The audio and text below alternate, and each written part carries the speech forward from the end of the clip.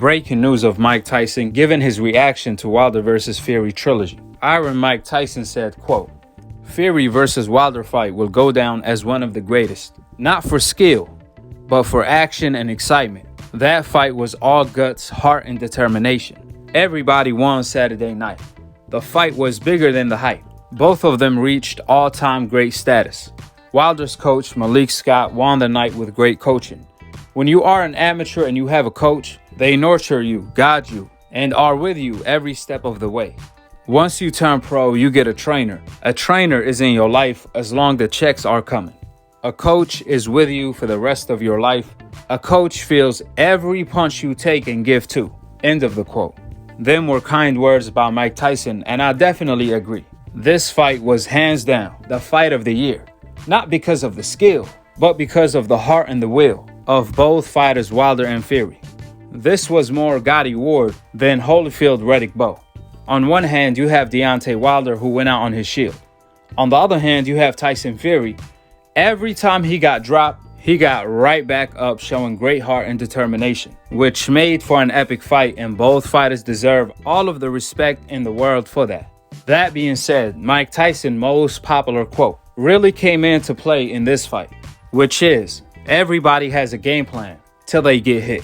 That was the moral of the story when it came to this fight. Deontay Wilder had a great game plan that could have possibly won him the fight. But as soon as he got hit, that game plan went out of the window. Now, don't get me wrong, Wilder didn't fold mentally and quit on winning. He still had the same determination to win. However, as far as following the game plan, that went out of the window. He kissed that game plan goodbye for some odd reason, which goes back to the quote, "Everyone has a game plan till they get hit." That's most likely the odd reason, because I recall in the first round, Deontay Wilder was fighting emotional. However, he stick to the script. He stick to the game plan, which is chop the tree down and the head will follow. Now, even though Deontay Wilder did not display or implement any of the combinations he was working on the drills with Malik Scott, truth be told, he could have possibly pulled the fight just by consistently going to the body like he did in the first round, and every now and then go to the head. However, I noticed as soon as Tyson Fury hit Deontay Wilder with a crispy right hand at the end of the first round, Deontay Wilder completely abandoned his game plan right after that. In fact, I was looking forward to see how Deontay Wilder was going to react to getting hit, especially after the brutal damage he took by Tyson Fury in the rematch. So when Wilder first took a flush punch by Tyson Fury in the first round, he didn't react well to the punch. It looked like it really shook him up. It's like that Roy Jones effect. Once RJ got KO'd, he was on a roll after that. Some fighters are not the same after they suffer a knockout or a loss. And that was the case for Deontay Wilder. He kind of looked punch drunk to me. Once he got hit, he completely went away from the game plan. After the first round, he was off balance, had no energy or endurance. Wilder was off balance when he threw punches and was crossing his feet before he even got dropped in the third round. Then in the fourth round, Deontay Wilder scored a knockdown by setting up the right hand. He actually did what he was supposed to do. If I recall correctly, he threw two hooks, pivot, went to the body with a jab, then set up the right hand upstairs behind the jab. That's how he managed to drop Tyson Fury. Beside that sequence, Wilder was telegraphing the right hand all night. It was sloppy and slow at the same time. But again, everybody got a game plan till they get hit. And the best chin in boxing is the chin that doesn't get hit.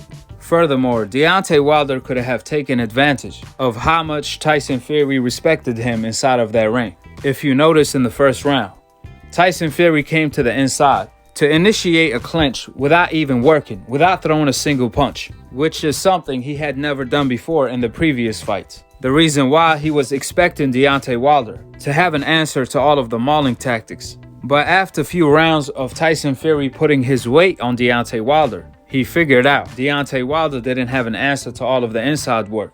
That's when it got worse for Wilder, because Tyson Fury went from leaning on him to Andre Warding him to the body and the head, which eventually broke Deontay Wilder down. That's when Tyson Fury got him out of there. So credit to Tyson Fury. He was surgical with his performance. With that being said, leading up to the Wilder Trilogy, Malik Scott said Mike Tyson quote was not true. Even after a fighter get hit, they still can carry on with their game plan. He also said Mike Tyson was talking about himself when he made that quote, which I completely disagree with that part. Everyone got a plan until they get punched in the face. Daddy want you. Everyone got a plan until they get punched in the face. And that's just always something, that's always been, in my opinion, that's one of them quotes people run with only because Mike Tyson said it. They even put Mike Tyson's name in the quote. They don't even separate Mike Tyson from the quote. If you hear anyone say it, they say, just like Mike Tyson say, when you get, listen, like, it's not about the quote. It's about who is saying it, and that makes it validated. I don't work like that. I work like if something have to make sense for me to believe it, have to make sense for me to apply it to my lifestyle.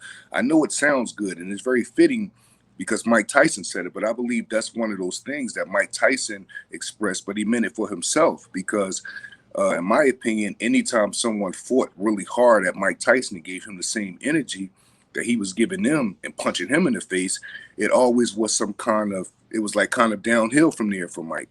And so like if, and then, you know, to his credit, Tony Harrison, my little bro, he called me and he was like, Malik, explain it. I think you went too far into it. And I said, bro, in the history of the sport, Deontay Wilder had a plan against Ortiz, the first fight, to knock him out. Deontay Wilder got punched in the face and continued on with his plan. That plan didn't change.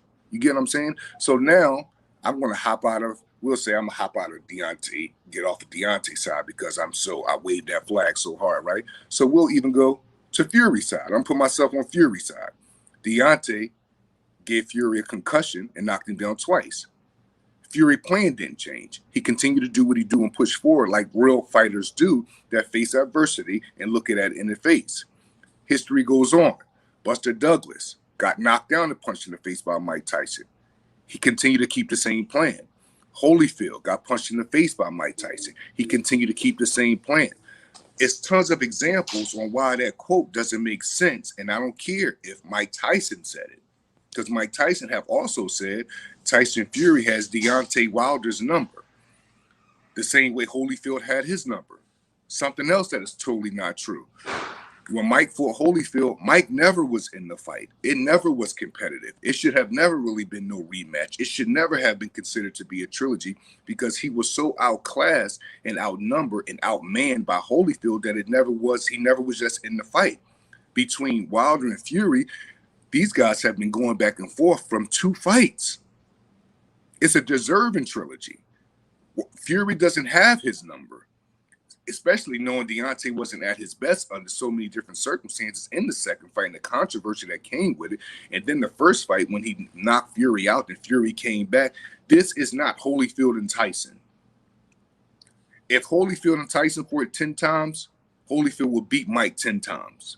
Because he just can't beat him. He can't even knock him down. Look at Holyfield's face. You take that ear, by the way, right? Look at Holyfield's face when he fought Mike. There's no bruises. It looked like he just came out of a walk out the park. Look at Fury's face after he get out of the ring with Deontay Wilder the first fight. Put up a good fight, but it looked like he was in the actual fight is what I'm trying to say. He also said Mike Tyson was talking about himself when he made that quote, which I completely disagree with that part.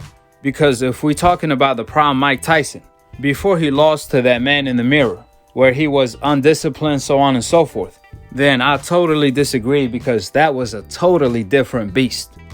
See, what Mike Tyson meant is that once a fighter get hit, depending what they get caught with, it can mess with their equilibrium and lose their concentration, which is a recipe to getting KO'd.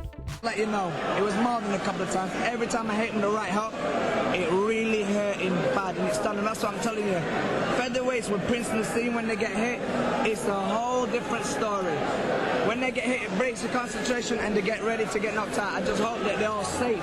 That's what I hope. With the facts being laid out, drop your thoughts in the comment section below, subscribe below, and click on the notification bell to be continued on the next episode of Akhi, Akhi, TV. Peace, and I'm on to the next one.